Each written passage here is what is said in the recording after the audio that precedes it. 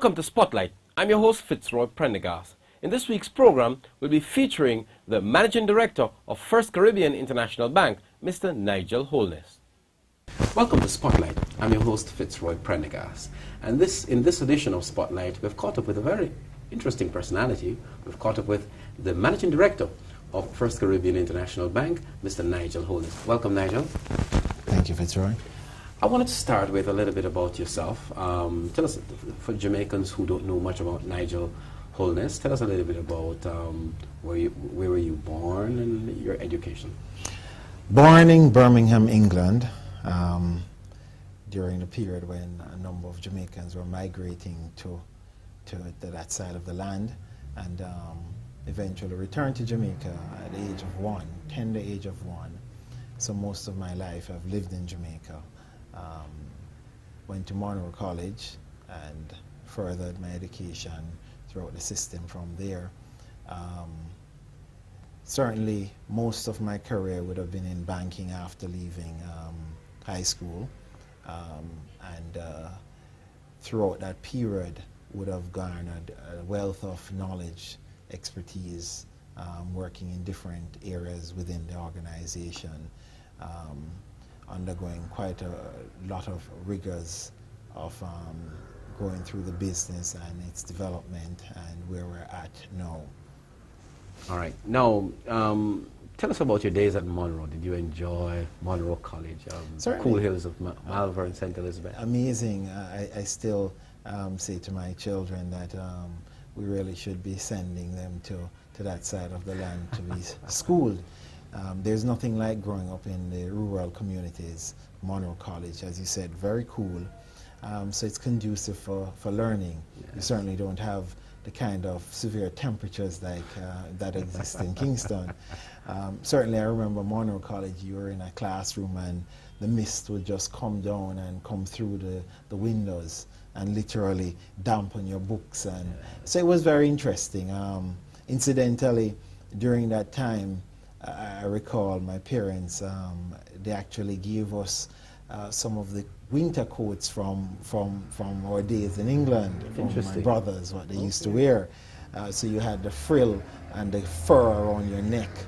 That's because Monroe was very cold then. Yeah. You know, things have changed. Obviously, global warming would have changed the climatic conditions within which we operate now. So, but Monroe is still Monroe. Still a very highly disciplined school, academic, very, I would say they have done very well in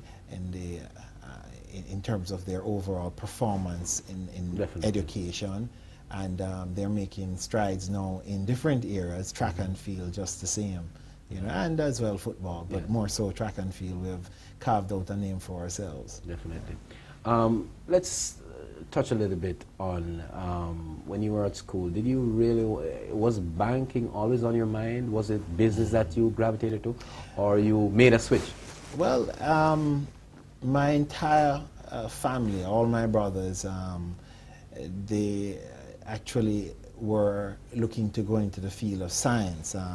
Most, if not all, wanted to become doctors and chemists and in that field, dentistry and all of that. But during their era at university, they switched for whatever reason, and so seeing them switching into the business field, and I started my career very young in banking.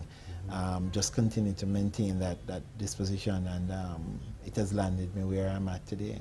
Is it my perception, or is it reality that you're one of the younger child of your parents? And so last, exactly, actually, based on what you said. So I do have good role models in the form of my brothers and my sister as well.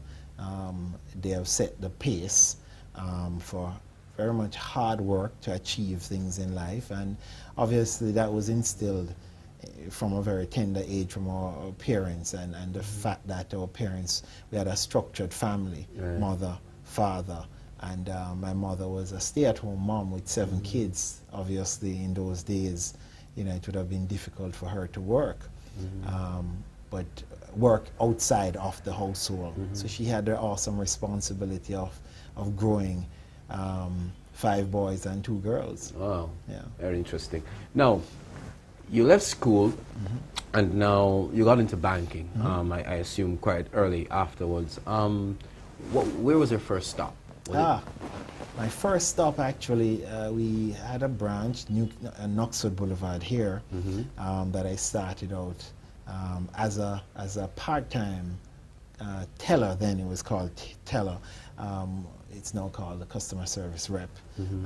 Lots of changes, but started there, and I would say within 3 or 4 months after working as a teller and being interested in not just that particular area of banking, I was all over the bank trying to learn different areas, and that basically propelled me to catch the eyes of individuals within the organization, and shortly after that I was transferred to another branch, and from there, again excelling at that branch, I went on a program that we had within the organization which fast-tracked individuals who basically were seen as being very bright and willing to learn and work hard in the organization, had the right skill sets to move into the next tier of leadership.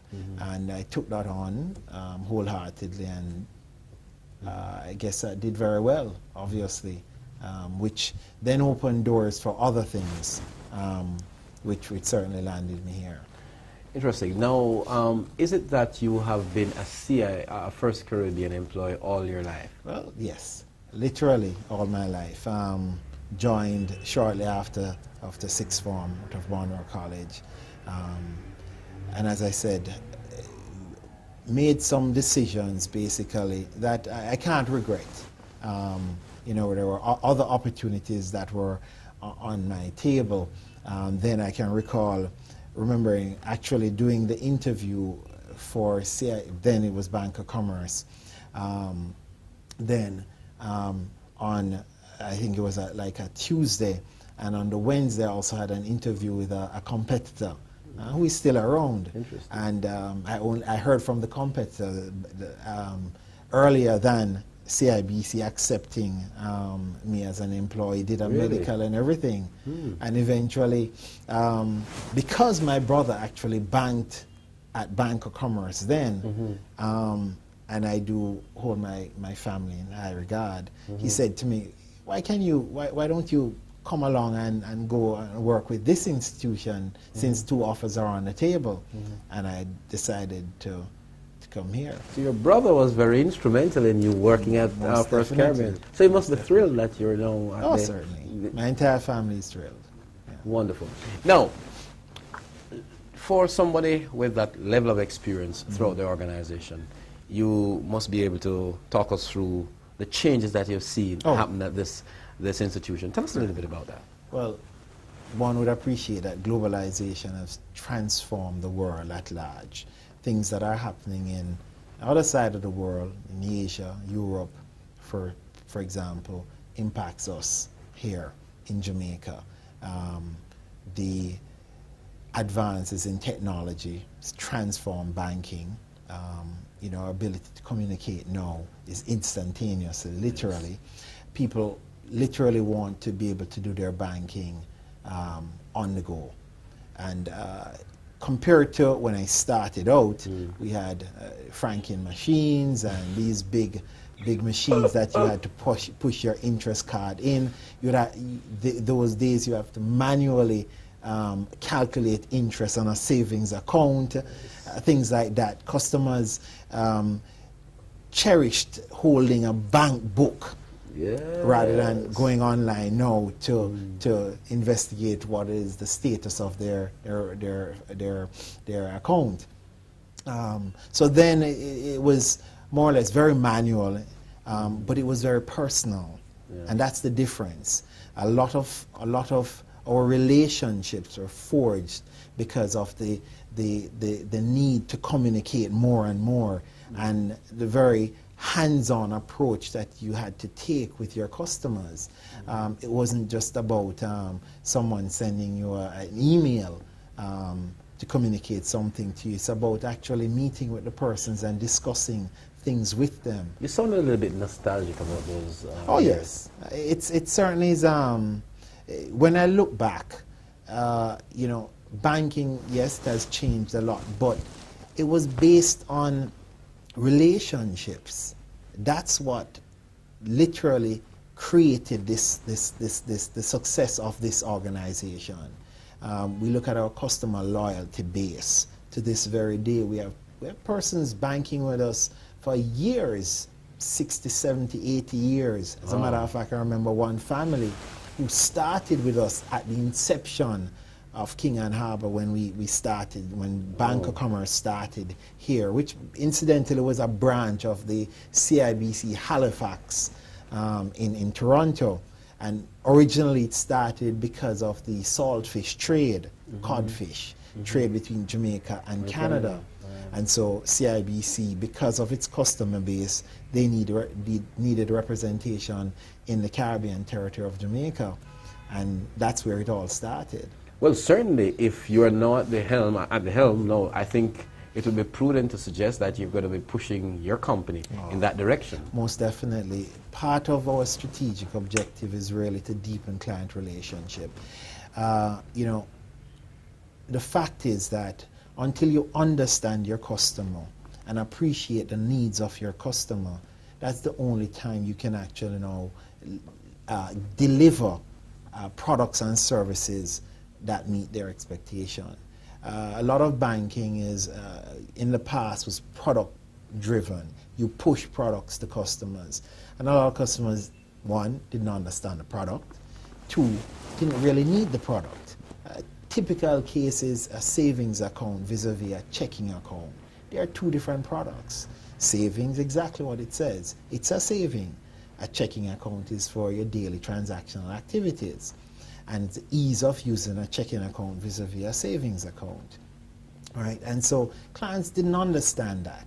And to this very day, a number of institutions still push these products to customers without understanding the true need of the customer. So what we're creating in CIBC First Caribbean is, first of all, deepening our relationship with our customers and certainly focusing on creating value propositions for those individuals. So it's personalized banking. That's what it is all about. Excellent. Now, I want you to explain for the viewers, both on the internet and otherwise, about this CIBC First Caribbean phenomena, and explain it in a way, obviously, that there is People can understand how that came about. All right. In 11 years ago, some persons, the older folks, would remember that Barclays Bank, very dominant in the Caribbean, and obviously CIBC, a very dominant player as well. Two very strong Canadian banks operating within many jurisdictions across the Caribbean. They decided that rather than being competitors, we could actually come together and somewhat merge the operations. And they did that, equal share ownership of the institution, which was then created with a new branding, First Caribbean International Bank. That was about 11 years ago. Midway along that process, Barclays basically decided that their strategic objectives would have been shifted. And so they no longer wanted to be a dominant player in the Caribbean. CIBC obviously had a lot of roots in the Caribbean, decided, well, certainly we welcome this opportunity, and so they took over the ownership structure. So they became the dominant shareholder in the First Caribbean business. In 2011, June, after continuing along with the new ownership being singly CIBC, we decided, because of the strength of CIBC and the importance of the brand CIBC, that it would be prudent for us to leverage the strength of that brand. And so we decided that we would actually rebrand, not rename, rebrand the local business in the Caribbean, that is. And so at that point in time, we changed the branding, which now features dominantly CIBC. So it's CIBC First Caribbean. But there's not a legal name change. We did not do a legal name change. So we're still legally First Caribbean International Bank, and for the local entity, First Caribbean International Bank, Jamaica Limited. So it's First Caribbean International Bank owned by CIBC? Correct. Okay. Now, this CIBC has been in the Caribbean for a very long time. Very long time. You talk about the legacy and the impact of CIBC. I wonder if you could explain for the viewers how dominant is the CIBC brand globally, and how effective and that would be and is basically when you have that company next to your name, so to speak. Certainly. Bloomberg magazine for the last 3 years have listed CIBC as one of the strongest banks, not just in Canada but across the world. Well capitalized. Now that of itself is far more important, because in this day and age, persons are very concerned about stability of financial institutions. We've seen the meltdown caused by the crisis, 08, 09, how many institutions that are considered, no one would have expected would have crumbled, did so. And certainly it takes me, it certainly is, I sit here with a lot of pride, knowing that CIBC First Caribbean has behind it such a strong, dominant player in the financial industry in the form of CIBC themselves. All right. Now, how many companies, or how many countries are you in within the Caribbean? Tell us about that. 17 countries, actually. So to the northern side, you would have the Bahamas. Eastern is to the farmost eastern side would have been Barbados, obviously Eastern Caribbean as well. Below that, southern would have been Trinidad, and on the other end, we would have Belize and Curacao. So we're right across the spectrum of Great the spread. Very excellent spread. All right, let's take it back a little bit back closer home now to Jamaica. CIBC in a marketplace that is very competitive. Very competitive, dominated by two major players. But irrespective of that, we're not perturbed. We have, over the years, carved out our own space in the market. Certainly we want to do a little more, and that will take time because your competitors are not sitting down and would not allow you to simply just carve out market share that easily. So we've been very strategic in how we're doing that. Strategic in the sense that you have to manage growth with regards to the risks associated with growth. In an economy that is challenged, then you have to be even more careful how you grow your balance sheet. So we've been looking carefully at how our portfolio is structured within the organization. You look at what is the more dominant of the two, retail, corporate. We have to remain very innovative because in this day and age, a lot of customers are demanding much more from their banks. And so innovation is top of the agenda, apart from the fact that even superseding that is our need to ensure that we provide the best in class of service to our customers. What would you say is your niche market?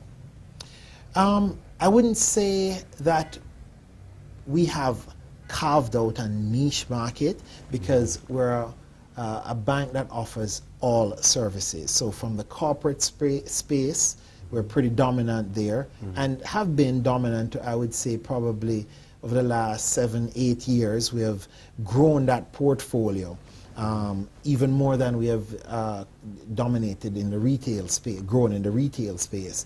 So corporate space is very, very a big part of our business. And I think we've been able to serve our corporate customers with certainly cutting-edge tools and technology. Why do you think that is so, though?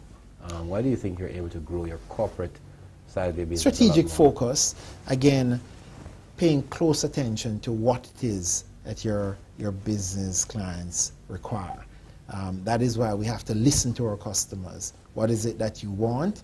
And go back to the drawing board, create solutions for our customers. And that is exactly what we've been doing. That doesn't stop.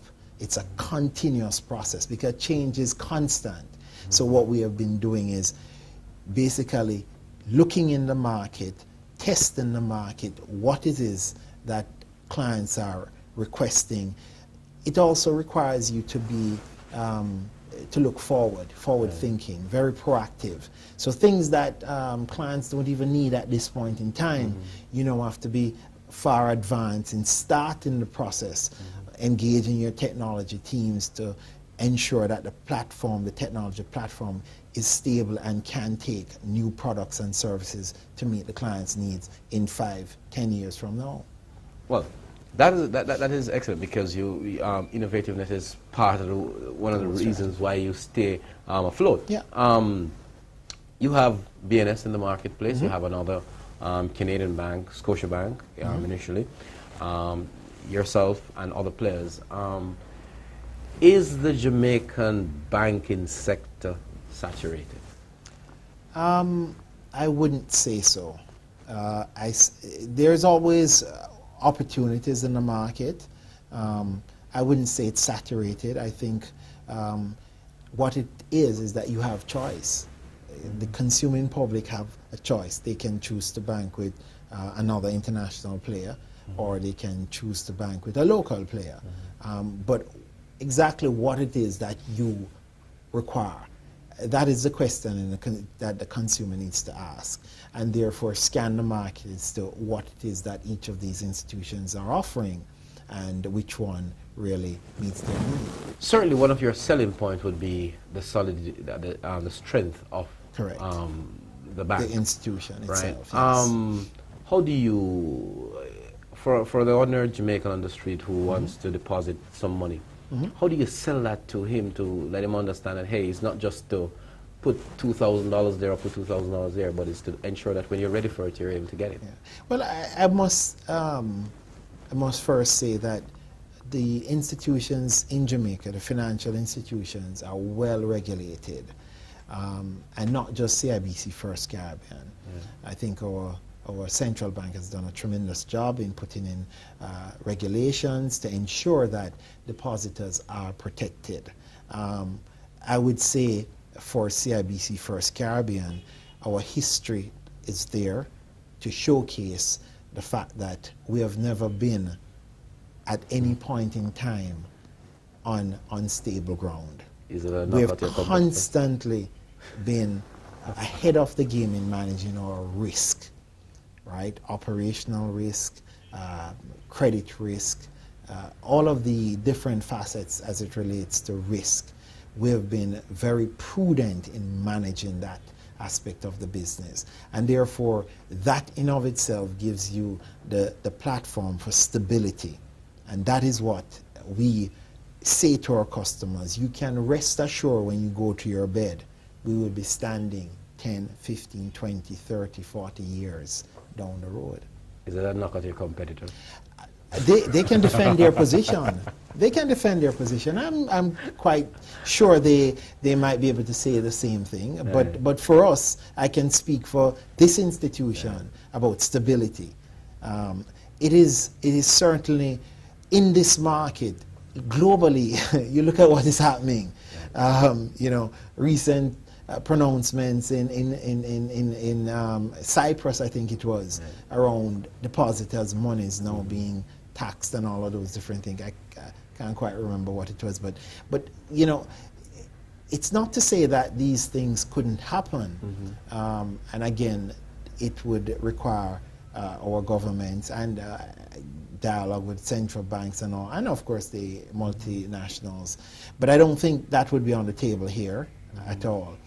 But certainly, irrespective of that, the concern in the John public's eye really is my little 2 pence safe. Exactly. I want to be assured that when I go to that ATM machine and push my card in, I'm given the cash.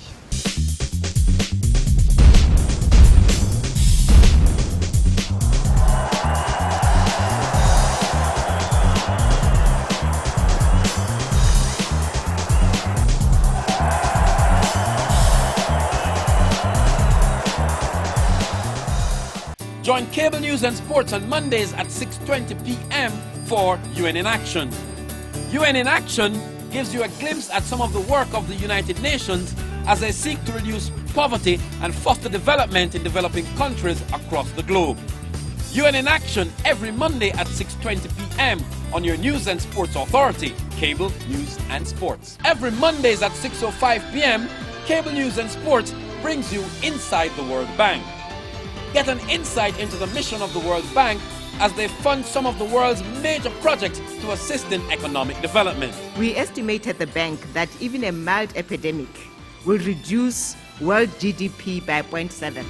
Inside the World Bank, Mondays at 6:05 p.m. on your News and Sports Authority, Cable News and Sports. Cable News and Sports on Mondays at 6:20 p.m. for UN in Action. UN in Action gives you a glimpse at some of the work of the United Nations as they seek to reduce poverty and foster development in developing countries across the globe.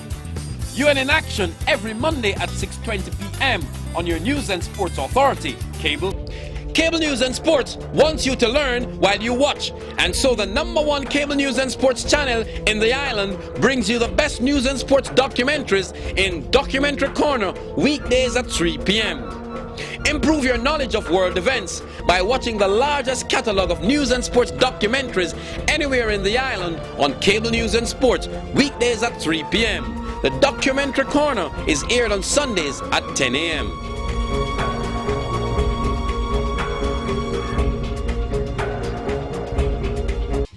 Cable News and Sports brings you the most comprehensive horse racing show on television, Horse Racing in Focus. Horse Racing in Focus is aired every Friday at 10 p.m. with a repeat broadcast on Saturdays at 8 a.m. The program gives you all the relevant details of all the races to be run at the track each weekend, plus features and interviews on stakeholders in the industry in our Inside the Stables segment. Horse Racing in Focus also highlights a relevant rule governing the industry each week in our Rules of Racing segment. So for detailed analysis and possible permutations regarding each race each week, it's Horse Racing in Focus on Cable News and Sports every Fridays at 10 p.m. with a repeat broadcast on Saturdays at 9 a.m.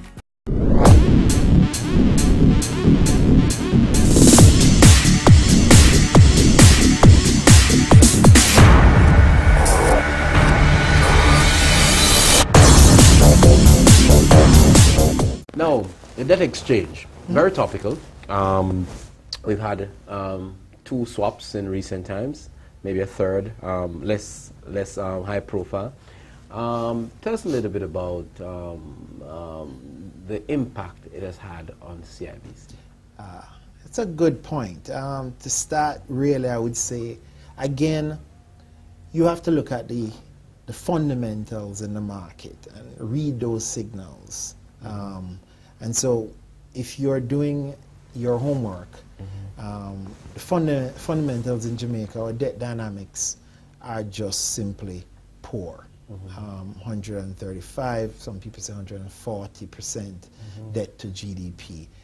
It certainly is a challenge, and obviously is it sustainable with the type of growth that we are seeing, which led to the need for first the debt exchange initially under the previous government, and then subsequently the 2 hereafter.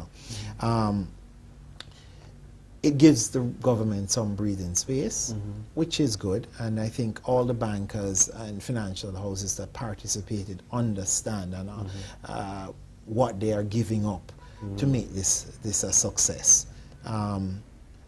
I think personally, for us as an institution, we manage risk and we plan to protect the institution against certain types of risk. Sometimes you're right, you can't afford to be wrong. And I think we would have looked at our portfolio and adjusted because of the perceived risk in the upcoming period. Irrespective of that though, traditionally this bank, our performance as an institution has never been predicated on investing in government securities. Really? No. If you go back to the history of the organization, we've always been in the productive space, lending to the productive sector in this country. And so I proudly boast about the history that therefore means we would not have been significantly impacted by debt exchange. Now, unfortunately, again, the fundamentals in the country for larger institutions, they would not have been able to manipulate or maneuver their portfolio in the way that a smaller institution could do so. And that is the advantage of being a little smaller. You can adjust very quickly to what you perceive as being a very big risk or a risk itself. And so you structure your portfolio so that in the event that something were to happen, a stress event, you're able to manage it through. When we speak to bankers, one of the questions that we ask generally is about the economy. Yeah. Because you operate in an economy that is fragile. Yeah. When you look at the Jamaican economy, what are your thoughts on the economy, and how do we get ourselves out of this mess? Hard work. There's a need, certainly, from our policymakers to commit to whatever the agreement they have signed with the International Monetary Fund. That's the first step. And as business leaders, we have to hold them accountable. Sure. This country, literally, we're on the edge of a precipice. And both debt exchange, or the third one, which is not spoken of much, helped us, give us a hope, pulling us away from that precipice. And there's some breathing room, space for us to get our act together. It therefore requires us to be strategic. There's a wonderful article written by Claude Clark in last Sunday's papers about, I think it was Chile he compared us with, and the policymakers, the direction which they took. So they had a clearly articulated plan where they are now, where they want to be in 10 years, in 15 years. And they had to ban, as we said, ban your belly, and did the things that are necessary to put the country on a right footing. Our politicians, our business leaders, so I can't exclude myself from the conversation.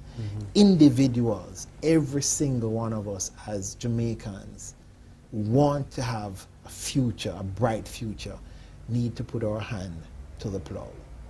We need to revive the many industries that have gone under because of the high interest rate regime which we had practiced in the past.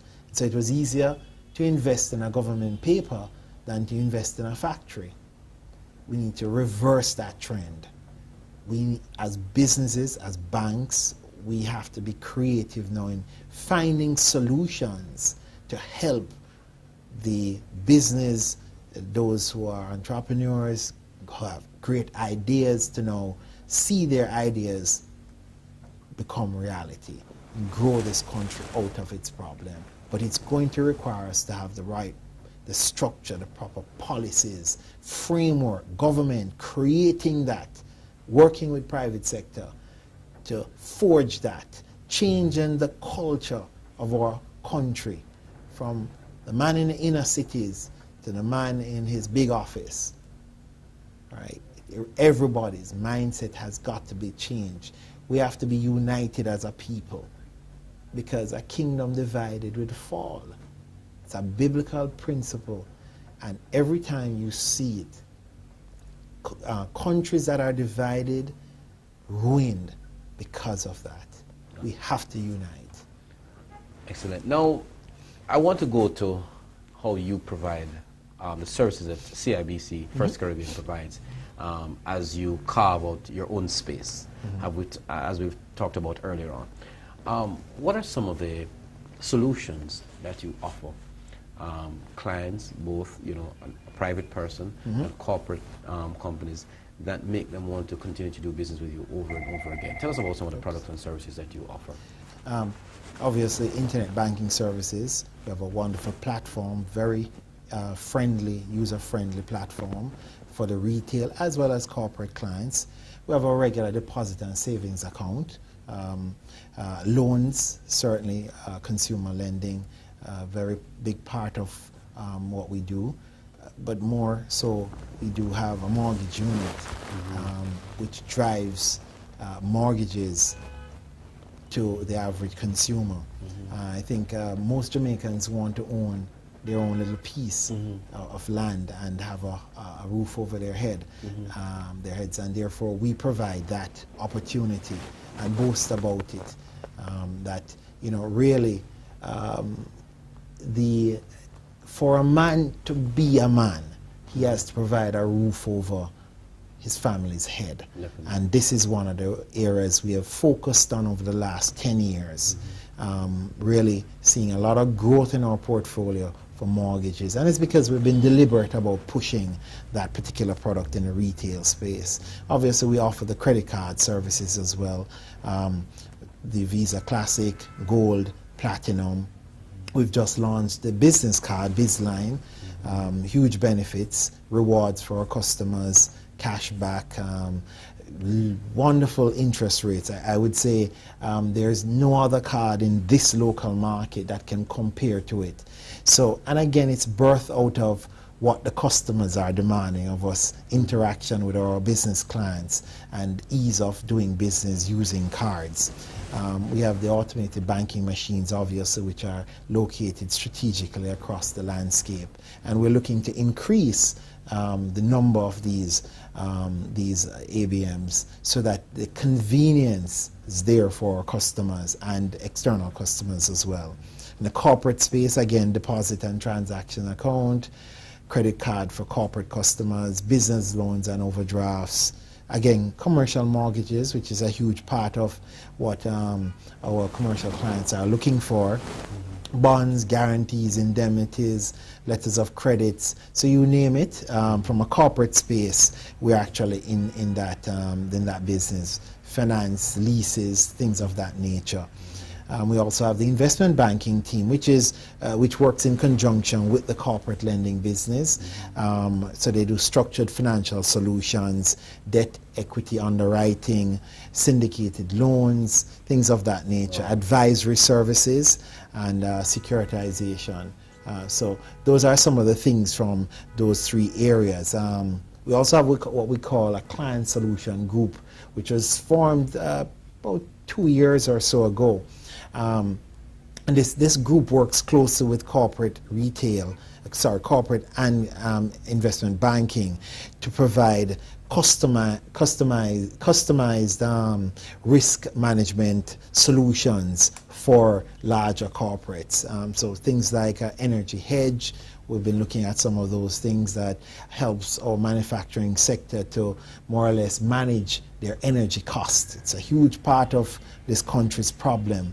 And if you can manage it, then it goes better for your overall ability to manage your costs as a business. We also have the transaction banking team that again works both with retail and corporate, finding solutions to meet both customers, as business customers as well as individuals' needs. So wide range.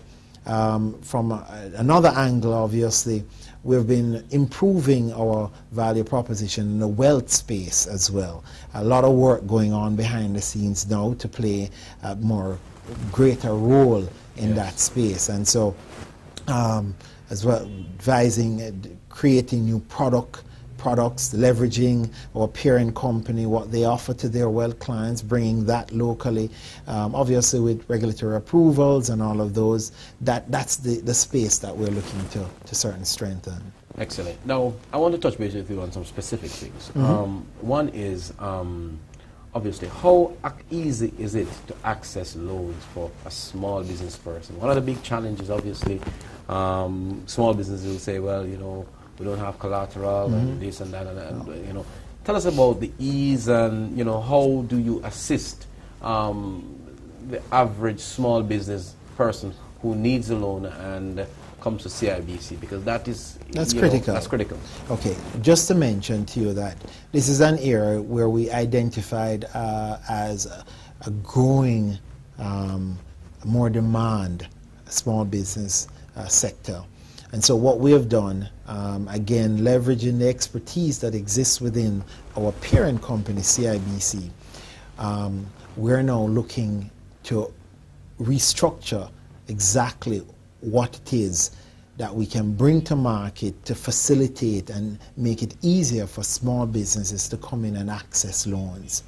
One of the things that we recognize has been a shortfall is the inability to put together a proper business plan, the inability to do projections, to keep proper financial records. You see, we are governed, we have regulations that really dictate in most instances how we do our lending. Remember, there's a shareholder at the end of the stick, and we have to provide a return for that shareholder. And we have to also preserve the value of the deposits in the institution. So measuring the risk is very, very important. So what we've been doing over the last, I would say, 6 months is analyzing what it is that the small business sector requires.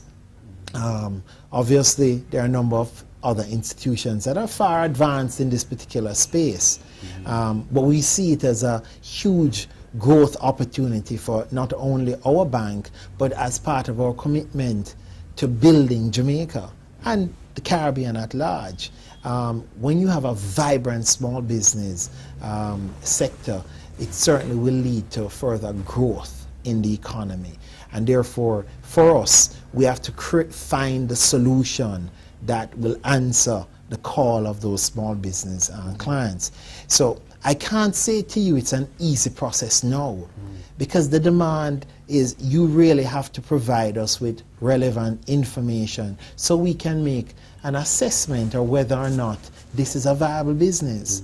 I'm sure you, as a depositor, would not want us to be not prudent bankers to assess risk, because if you don't assess the risk properly, then our non-performing loans go up.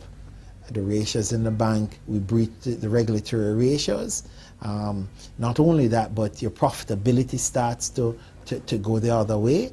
And there are concerns now for your depositors. Is this a stable business? All of that. It's very important. Now, mortgage. Yes. You touched on it a little bit, and I want to elaborate for me on it, because that's also another part of a growing sector in Jamaica. Everywhere I go, they're building houses and so on, and people want homes and so on. It seems to me that your bank has a really vibrant mortgage operation. Unit. Correct. Elaborate on that. Well, we have a building society headed by Velmore Lawrence, who has been given charge to grow the portfolio.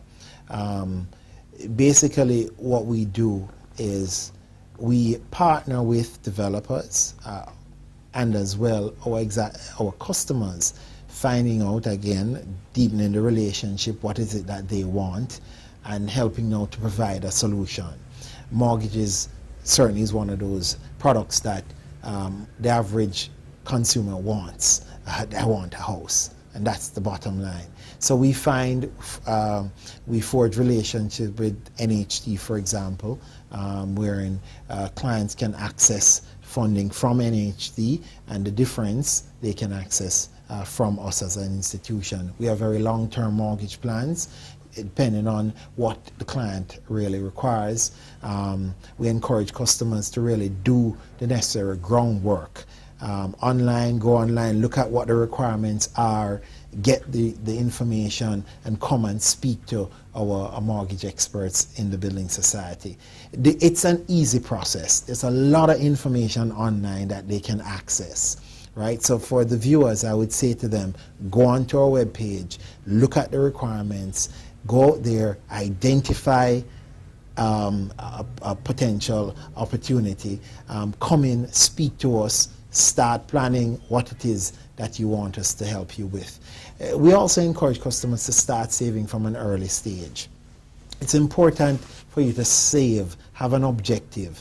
You want a house, you're young, now is the time to save. Start that saving with our building society. There are benefits to it, right? We put you on a plan, and therefore at the end of that plan, when you have now reached that target, that goal, and you know have enough funding to deposit on that property, putting your equity into it, allowing us to come up with the remaining portion, then you can now enjoy some favorable terms in terms of lower interest rates and such delights. How competitive is your mortgage? Very competitive. We always say to our customers, come in and speak with us, right? There are rates that are floating all over out, but you have to look at the conditions behind it. You know, people will advertise, very attractive rates, but always remember this is a long-term commitment you're making. Look at the conditions that are behind these offers, right? We will tell you up front what our terms are, so you know exactly right up front what it is that we require of you when you're going to buy a property. Question regarding the thrust now, your credit card, your business credit card. It's important that you, yet again, going into the corporate space. Right. Where you not just corporate, retail, commercial lending, right. Right. Now, Small tell business. us a little bit about the intent of that card, and how do you think it can have an impact on your customers? Well, certainly, one, again, it's another way of borrowing from your commercial bank. It manages your cash flow. If you understand how cards work, you're literally given a period of time where you have access to funds, right? Traditionally, it's a 30-day window between when you spend and when you have to repay. And most customers, if you use it properly, you can manage your cash flow in that regard, right? As a matter of fact, you find that a number of small business clients utilize this as a way of managing their costs, because I'm not putting up my cash to pay my suppliers. I run my card, I pay my bills, and on or before due date, I'm actually covering that cost. So it gives you some level of flexibility in managing your cash flow as a small business or a corporate client. It also has the point system where you get rewarded for what you're actually using on your card. Now, there are benefits to that because you can actually transfer those rewards into repaying that very credit card that you've used. So there are a number of benefits to it, but I think the greatest one of all is the ability to access credit, one, at reasonable rates. So when you look at the landscape, I think this card provides that to the average business customer. Very preferential rates. What is your greatest challenge as the managing director of this very noble institution? Greatest challenge, I would say, at this point in time is the economy. Why? Obviously, whatever happens in the economy will have a direct impact on the performance of the financial institutions. So if we don't grow, I don't know what the terms of the new IMF agreement looks like. but there must be some level of austerity that will come with it, because it will require much more prudent management from our government as well as from individuals, how we do business. Right. There might be some level of retrenchment in terms of borrowing, and therefore what do you now do with your depositors? Because we don't necessarily want to go back to just simply, but as I said before, we don't go into just simply going to government securities for managing our asset base. Our focus is on lending to the productive sector. And so my personal challenge would be what will happen in the economy over the next 3, 4, 5 years. And it certainly will have an impact, whether directly or indirectly, on the performance of the financial institutions. You look at credit spreads, margins are just simply shrinking, not just because of competition, but obviously because of the excess amount of liquidity in the market finding a home, a productive home. Most of the other financial institutions are looking to reduce their exposure to government as government unwind its appetite to raise debt. And so therefore those surplus liquidity now has to find a home. And in that way you should continue to see interest rates in around the low or just below 10%, and I think that's fundamental, because that in of itself will now encourage persons to look to invest, because you're accessing money at a cheaper rate than say 7, 8, 9, 10 years ago when rates were at 15, 20, 25, 30%. So it's an opportunity.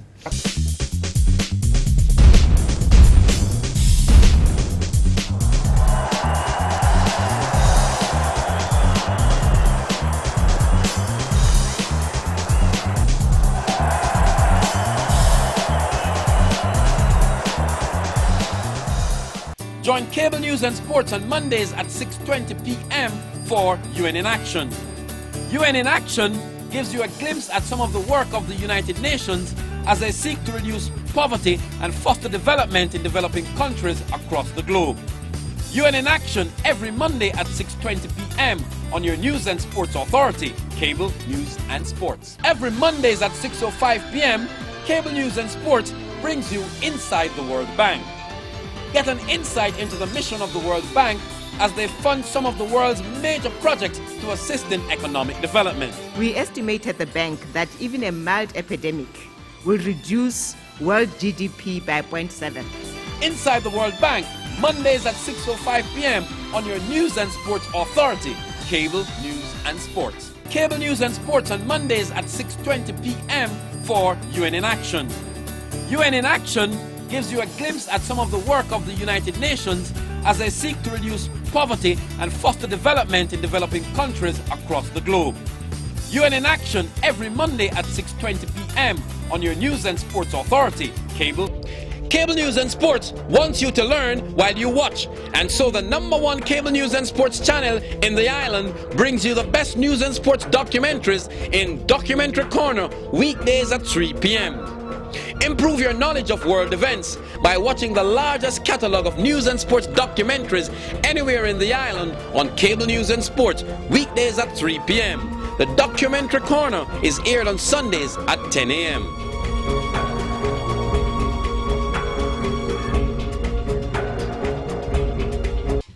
Cable News and Sports brings you the most comprehensive horse racing show on television, Horse Racing in Focus. Horse Racing in Focus is aired every Friday at 10 p.m. with a repeat broadcast on Saturdays at 8 a.m. The program gives you all the relevant details of all the races to be run at the track each weekend, plus features and interviews on stakeholders in the industry in our Inside the Stables segment. Horse Racing in Focus also highlights a relevant rule governing the industry each week in our Rules of Racing segment. So for detailed analysis and possible permutations regarding each race each week, it's Horse Racing in Focus on Cable News and Sports every Fridays at 10 p.m. with a repeat broadcast on Saturdays at 9 a.m.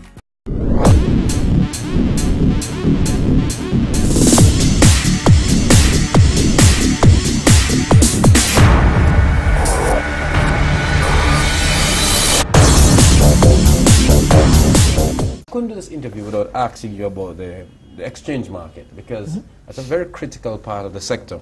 Yeah. And recently, the finance minister spoke about organizing something at the Bank of Jamaica for persons who want to access currency. How difficult is it now for your customers, your business customers, to get foreign exchange? And if it is very difficult, why so? And how do we, on a country basis, deal with that? Rising interest, rising rates of currencies, and the impact it has on the economy. It'll certainly have an impact on inflation, and it's fueled. It passes along because of our high importation in terms of oil.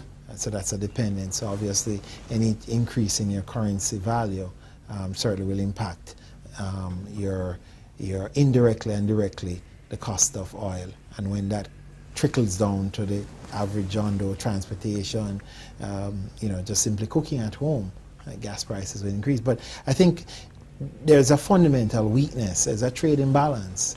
We have a huge trade deficit, and that is the problem. We have to grow ourselves out of this. So there will always be challenges in the exchange rate because there is a huge demand, and until the supply is there, there's going to be an imbalance, right? And so for me, what you're seeing, or what happened over the last couple of months, along with the lack of confidence in the market, was just a simply put, demand outstripping supply, which fuel rate. We have a liberalized currency, and therefore the rate is determined by market forces. And don't fool yourself, the market spoke, and that is why exchange rates started to fluctuate, and there was some volatility. Now the important thing is to take the volatility out. That's what we have to do. And that's the role of the central bank, and they have stepped in. They had offered an instrument which helped to mop up J-dollar liquidity and reduce the kind of demand, along with the announcement that the government had completed its prior actions and now we're on the road of securing a deal with the IMF. So confidence gradually came back into the market to some degree. And so you're seeing some level of the value of the currency being restored, which is good. But I would say that the problem, the fundamental weaknesses are still there. Now, when you look, in this discussion, we've talked about IMF quite a bit.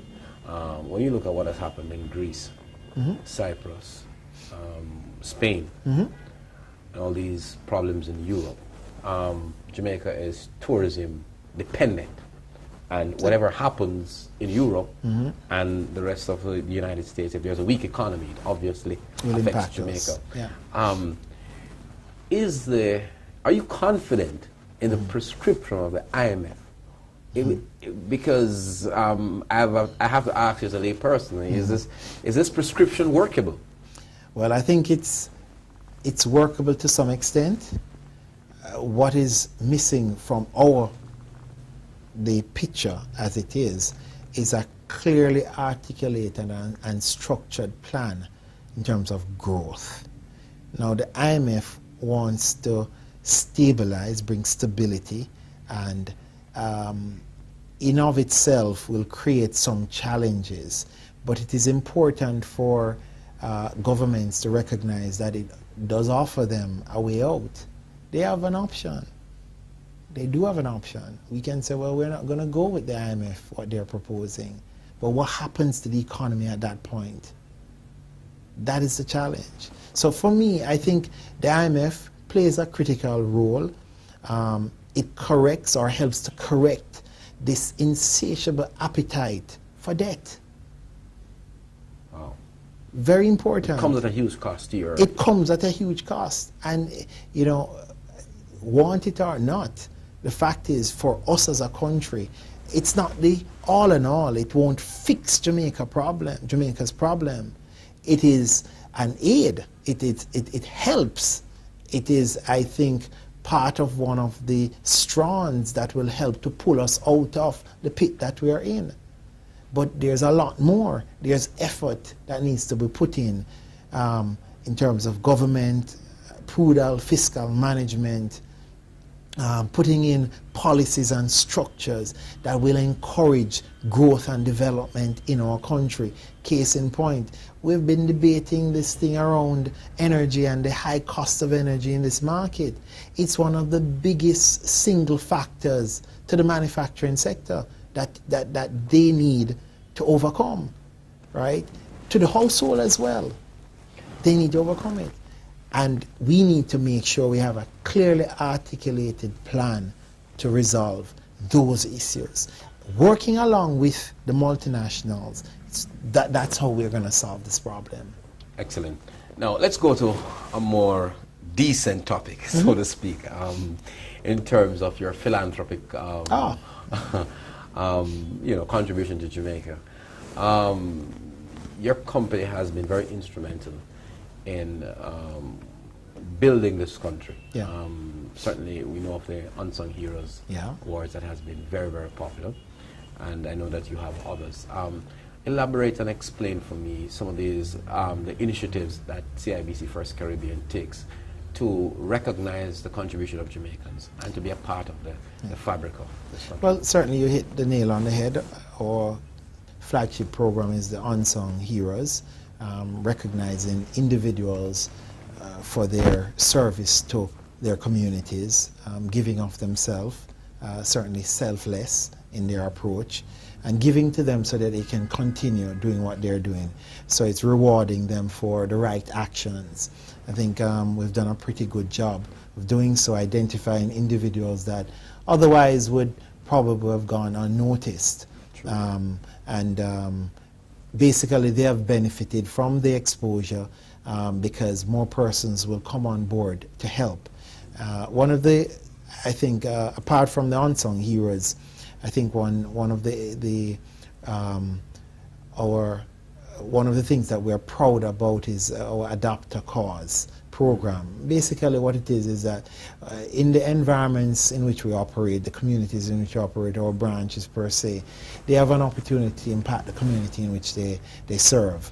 And so they look for a project on an annual basis where the bank contributes funds towards that project, and they contribute in the form of giving of themselves as an individual, helping, coaching, mentoring, doing the hard work, the brick and mortar, getting their hands dirty, and that is important because we take ownership of these communities in which we operate, and so we give back to these communities in this way. Who better to do it than our leaders and our staff in the communities in which they serve? So you're seeing them not only in the branch, but you're seeing them on a site, in a school per se. We've seen many basic schools, for example, that have benefited tremendously from the Adopt a Cause program. We've seen high schools just the same, benefiting from the generosity of the bank, giving back to them, computer labs being refurbished, police men as well, police stations, we provided equipment for them. I think a year ago we looked at the cyber crimes unit, where we provided a substantial amount of computer equipment, special equipment for them. We don't brag about these things, probably to our detriment, but the point is we give back to communities as much as we can, not just in terms of giving you a check. Because that's, a lot of companies can give you a check, but we get our hands dirty.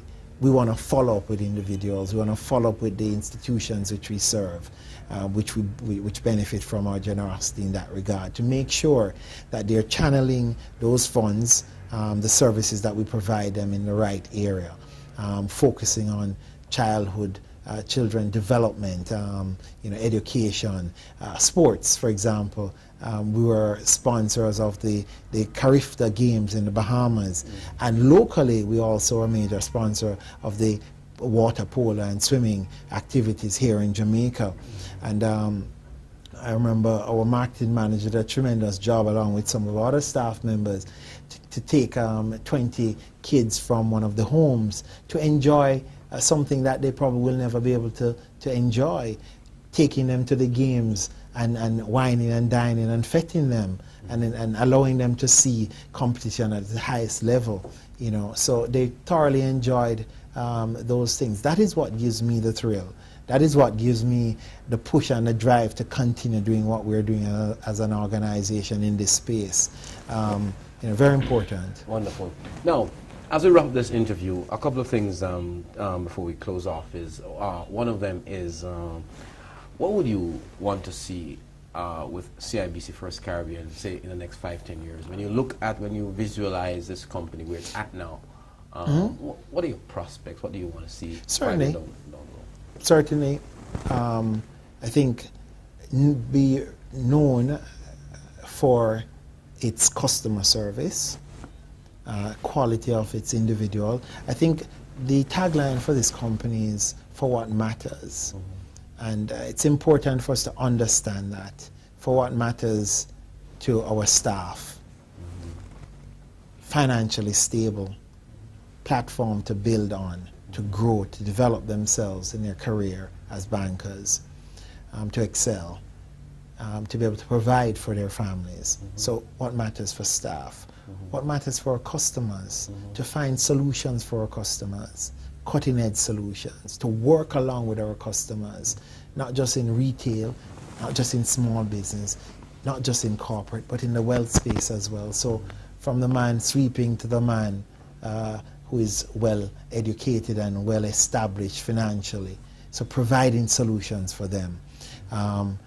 The shareholders, giving our shareholders a reasonable return on their investment, that they can say, well, yes, we will continue to invest in this company.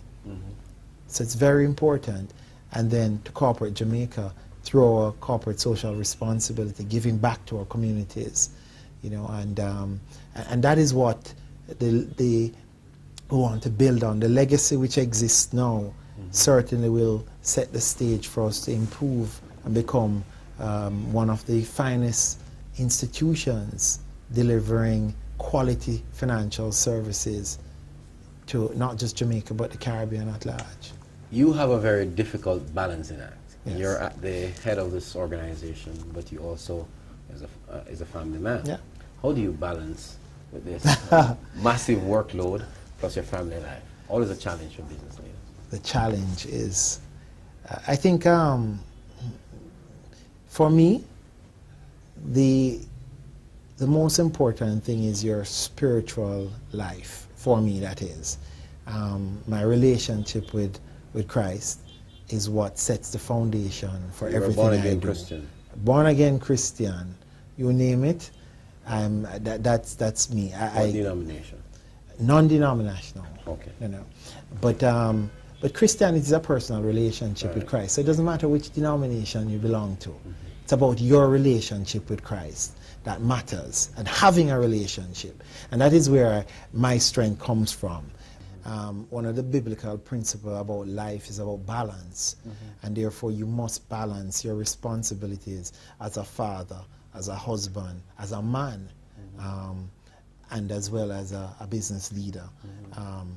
So you have to give as much as possible to your family, at the same time give as much as possible to this organization. So I'm not short in terms of that. I think the problem is really at what point, because there's going to be overlapping of responsibilities. But I think once you have a good family structure, and this is where I depend on my wife to support, because when I'm not there for the children's function where they're going to perform, my wife is there, right? And she represents me, and my children understand, because I share with them what it is that Daddy does. Whether they want to come into banking or not is a different story. But the point is that they understand the nature of the business that I operate in. But there must be a time when you step aside from being a managing director of an organization and become now the true responsible family man that God has ordained you to be. And so my role is to make sure I train my children up in a biblical way. So the truth of the kingdom of God, understanding those truths, moral values, principles that must govern their lives, because they won't get it in school. As a matter of fact, there may be conflicts at school in their belief system. And they must be able to say to themselves, which road will I choose? But it's not that Daddy didn't tell me, or Daddy didn't show me, because my life must reflect it as well. So it's very important. So for me, it's about balance, but what is the most important thing as an individual? What will you be known for as an individual? Will I be known for my ability to take this business to the next level? Well, in the corporate space, yes. But at the end of the day, who it matters to mostly, it's the family. What does my children think of me as an individual? Is Daddy there for me? Daddy, yes, he's able to provide for me, but most importantly, is he there to give me guidance, to teach me the things in life, the important things, you know, to show me, you know, and explain and guide and provide examples, mistakes I've made, that they don't go through those mistakes. Very important. And I think the fundamental structure of families need to be looked at as part of the solving the problem in this country. Excellent point you made. Excellent. Yeah. Now, how many kids do you have? I have 2 children, a girl and a boy. My son, he's 12 years old. I have to make sure I remember that. And my daughter, she's actually 10, going on to 11. Okay. Yeah. And in terms of the whole family union, what do you do in your spare time? Oh. I mean, you're a Monroe on a Sunday, boy, so you must love sports. What do you do in your spare time? Yeah, I love sports, but little time to participate because of the demands of the job.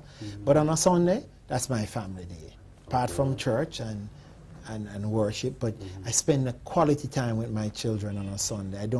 I rarely will pick up my phone to answer messages unless it is very important. I was just about to ask. Very important, because you have a responsibility as leader to keep your eye on the ball.